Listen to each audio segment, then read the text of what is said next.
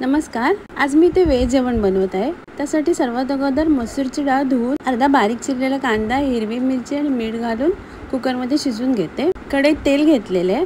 त्यात जिरं, लसूण, सुकी मिरची घालून थोडीशी हिंग घालते फोडणीला आणि हळद घालून मिक्स करून घेते.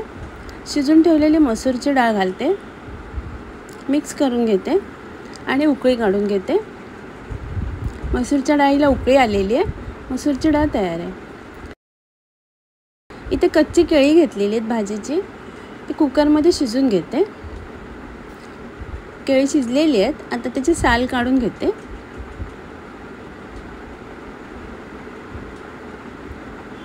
आणि कापून घेते. अशा प्रकारे त्याचे मोठे तुकडे करून घेते.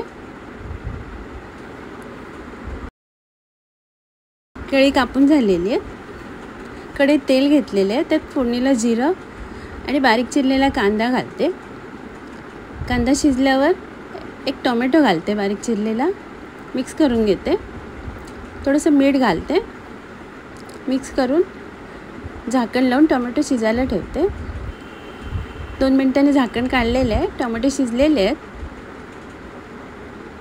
एक छोटा चमचा आलं लसूण पेस्ट घालते, मिक्स करून घेते आणि झाकण लावून शिजायला ठेवते. झाकण काढलेलं आहे.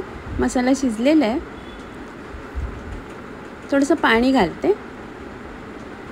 धणे पावडर, लाल तिखट, हळद, किचन किंग मसाला आणि गरम मसाला घालते आणि मिक्स करून घेते. झाकण लावून मसाला शिजायला ठेवते. झाकण काढलेलं आहे. मसाला शिजून आलेला आहे. त्यात हिरवे वाटाणे घालते, मिक्स करून घेते. थोडंसं पाणी घालते आणि झाकण लावून वाटाणे शिजायला ठेवते. झाकण काढलेलं आहे. त्यात कच्ची केळी कापून ठेवलेली घालते, मिक्स करून घेते. थोडंसं पाणी घालते. कसुरी मेथी घालते आणि मिक्स करून झाकण लावून भाजी शिजायला ठेवते. 3-4 मिनिटांनी झाकण काढलेलं आहे. भाजी शिजून आलेली आहे. मसाला शिजून आलेला आहे. कोथिंबीर घालते. कच्च्या केळीची भाजी तयार आहे. इथे कारली घेतलेली आहेत मी, ते कापून घेते. अशा प्रकारे गोल गोल कापून घेते थोडीशी आणि उरलेल्याची बिया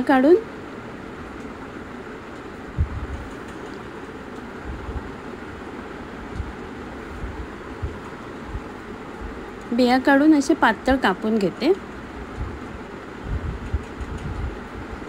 अशा प्रकारे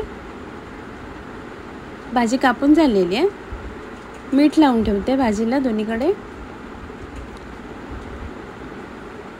भाजीला मीठ लावून त्यातलं थोडंसं पाणी निघालेलं काढून टाकले. आता कढईमध्ये सुके भाजून घेते. 4-5 मिनटं भाजून झाल्यावर थोडंसं तेल घालते त्यात आणि पुन्हा तेलावर भाजी शिजवून घेते.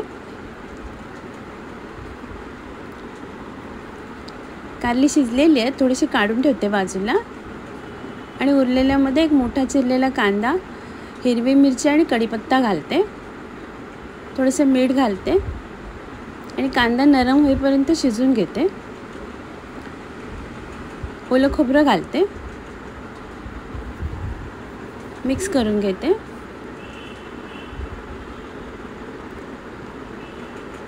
वरून कोथिंबीर घालते. कारल्याची भाजी तयार आहे. इथे भाजून बाजूला काढून ठेवलेली कारली घेतली वाटेत. त्यात एक उभा चिरलेला कांदा, थोडंसं खोबरं, हिरवी मिरची, लाल तिखट, चवीप्रमाणे मीठ, लिंबाचा रस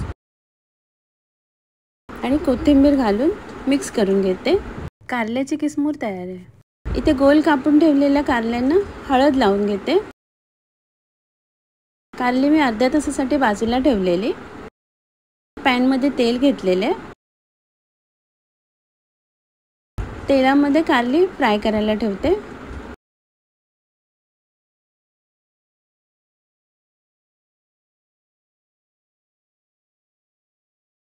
एका बाजूने फ्राय करून झालेले, दुसऱ्या बाजूने फ्राय करून घेते।